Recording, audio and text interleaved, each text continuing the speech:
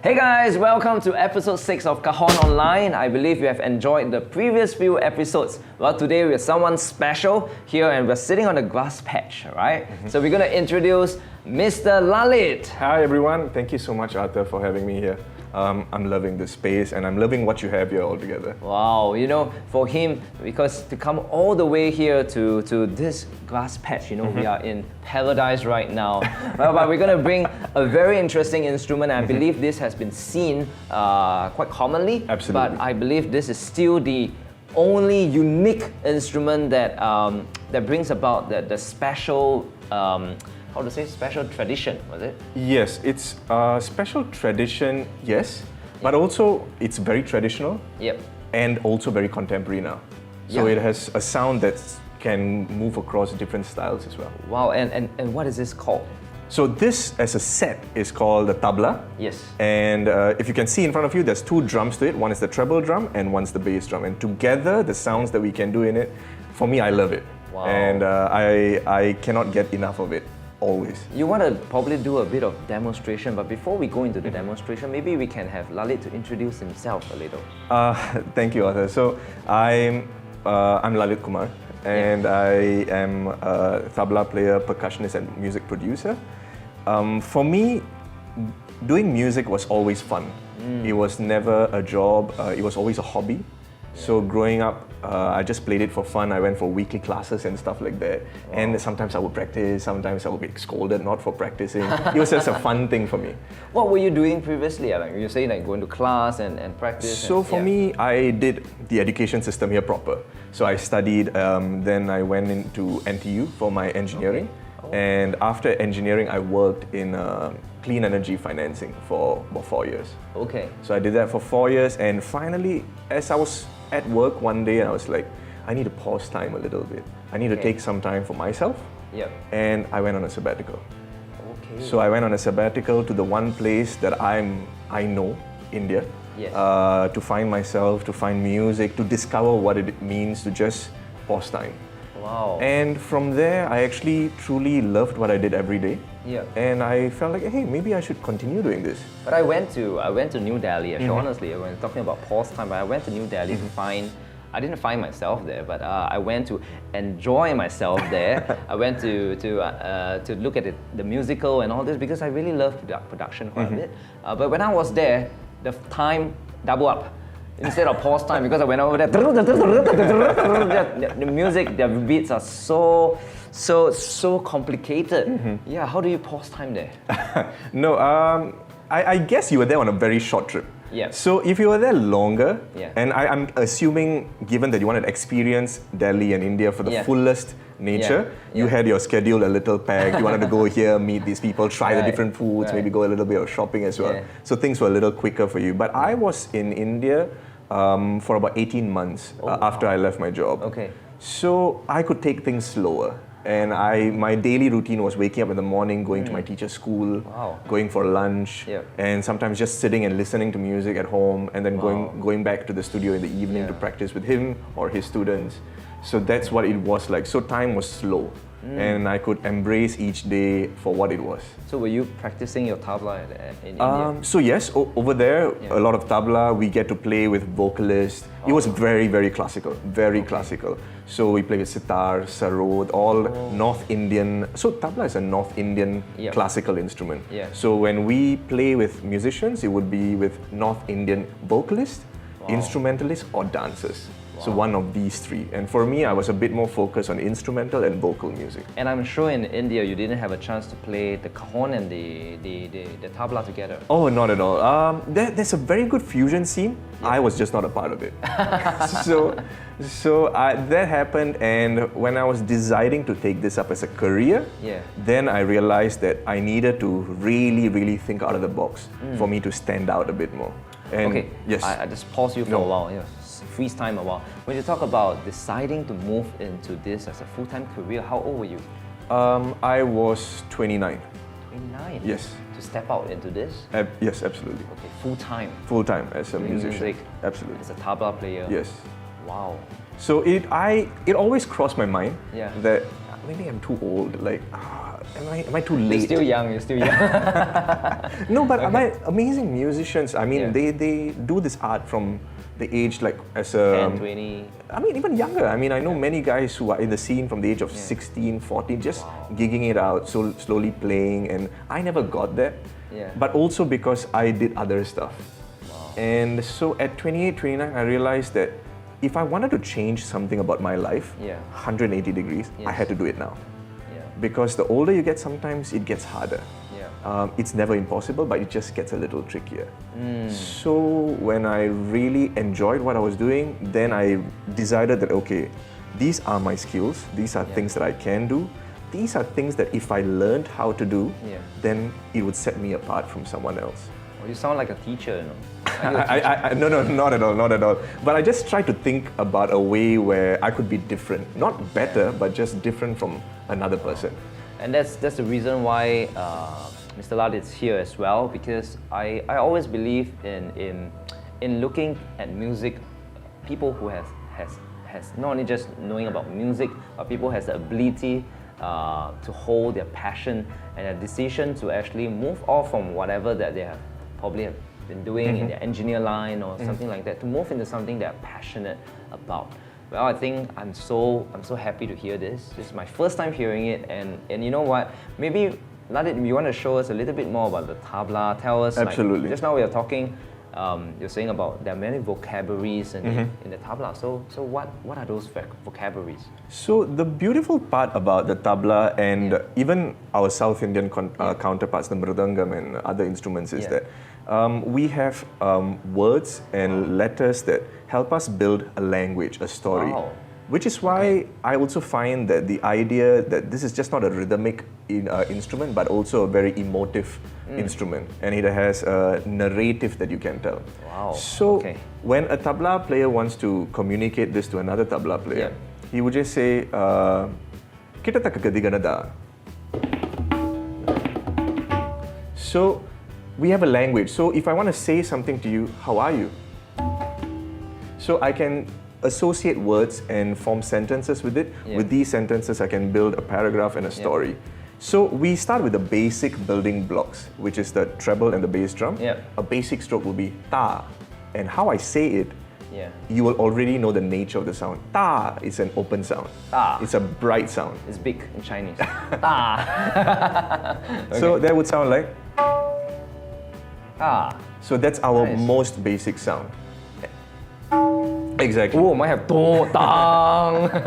Okay. So similarly on the left hand, we have two sounds which we fundamentally use. One is ge. Okay. And there already you know that it's low, it's Okay. So Okay. Okay. So that's, and you can modulate the sound with pressure and so on. Okay. And the other one is K, which is a flat sound. K. So ge and K. So these are individual strokes. And going back to the right hand, we have theta. So that's a close sound. Now we combine ta and ge, we get dha. Oh wow. So sounds like a free tutorial now, but you know what? Because we really want to put up a performance for you very soon. So maybe you can say something. I try to reply something here. Beautiful. Well, I don't know if I can reply with this. This No, is no. only tung ta. No. It's only ta tung. It's all about using it creatively, I guess. And you're very creative. Let's try. Okay, we're gonna try. This is my first time trying. Okay, let's go. Something simple first. Da da theta. Da da theta. Ah. I say so simple, you make it so complex. Okay, let's go. Okay. Tira kita taka ta, tira kita da. Beautiful. Beautiful. Ah, wow, not bad. Now we just amp it up a bit. Okay. Da tira kita tira da. Da. There, beautiful. Oh, now not we bad. just multiply by the da tira kita tira da tira kita tira da tira kita tira da.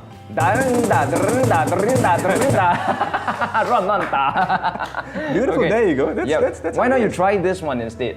Okay. You try. Okay. How about trying this? Okay, let's go. Okay. Fast forward. It's very, very portable. Yeah, these two instruments. Okay, let's go. Let's see what you can do with this. So I not again like I mean this is not how I normally play the cajon.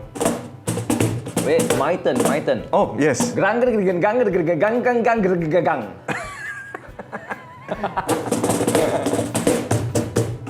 Hey, not too bad. It's terrible. Arthur's the best, Lalit is the best, everybody's the best. Let's go. Not bad. Now you say something. You say something yourself and you play. Okay, so Yeah. I will play din dagenada. Takenata din dagenada. Tirigada tirigada.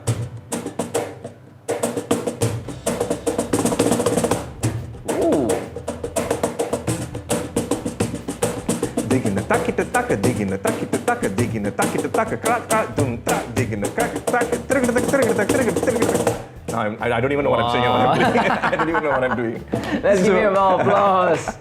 Wow, Mr. Lalit, I'm so impressed, man. You know, I really enjoy it because sometimes when I play the beats, right, I'm actually speaking to myself. And most of the time when I'm talking to myself, people will be wondering, especially now that we're playing in the studio, right? Sometimes people walk past and see, what is this guy talking to himself? Because music is really about it's about a language. Absolutely. And I feel that whatever he just demonstrated is really demonstrating a very powerful language. Language that is not just mono, but it's also stereo. Absolutely. It's about having the depth, having the dynamics, and you know, it brings about the communication. And I think the beautiful part about this, like exactly what Yeah. you said and what you do as well, Yeah. I think it's amazing because rhythm is such simple language as well. Yeah. And it becomes a very beautiful string that can connect so many people. Wow. And I think that's how you manage to do such beautiful work with all the things that you do with communities and the Cajon as well. Well, I'm thankful to hear that. I'm encouraged, and yeah. But you know what? He is definitely one of the masterpiece in this industry, in this local industry now. Well, but we are going to prepare, right, our performance. Yes. Are we ready? Are we ready? I'm set. Let's go. I'm going to take this Cajon. Lalit. Hi. Let's go. 1, 2, 1, 2, 3. Let's go.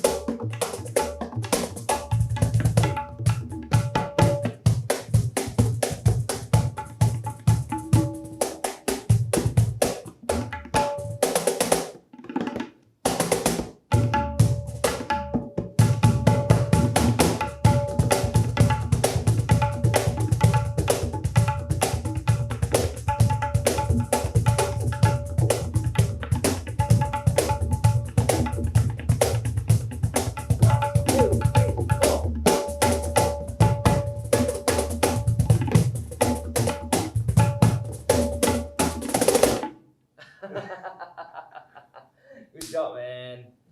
Well, I hope you enjoyed our performance. Well, you know what? Before we go, right, Lalit, you gotta tell them, those aspiring musicians out there, percussionists, you know, producers, you know, what do you have to say to them? I mean, music is such a beautiful idea. Yeah. And one thing that I really do want to say is it's something that's driving me actively, having come back now after studying, is that music is for everybody. I mean, you don't have to have a good sense. If you think, oh, maybe I don't have rhythm or I don't have a ear. No, music is for everybody, whether you're young or you're old. And music is so personal. So there's no major right or wrong. It's such a beautiful thing. And what if for those aspiring musicians, the only thing I can say is Singapore, we are blessed to be in Singapore. because we get so many opportunities to do the work we want to do. Yeah. I mean, today, hey, I'm here with you. I never thought I would be here with you. So, the one thing that I want to say that drives me is keep working on your craft. Yeah. Never stop that endeavor, because the better we become in our craft, the people who come and listen to us, they feel better. And that's how we touch their lives and make it better for someone who's having a rough day at work and they want to just come and enjoy a piece of music. The better you are, the better you can connect with them. And it's all craft. And that way you contribute to society with your music. And that's something else that drives me. There's really a saying that, with all these people that we have interviewed throughout this few episodes, all of them drive the same passion. And all of them have this very humble attitude. I really have to say that you really have that pioneering spirit of making Singapore great in music and arts. Mm-hmm. So I hope so. I mean, someday. I will be so encouraged to see more people rising up to take that craft and treat it seriously with practice. So, I think with no further ado, we want to thank them for watching. Absolutely. And we'll catch up for the next series. So, I'm Arthur, and he is Lalit. We catch you around. Bye-bye.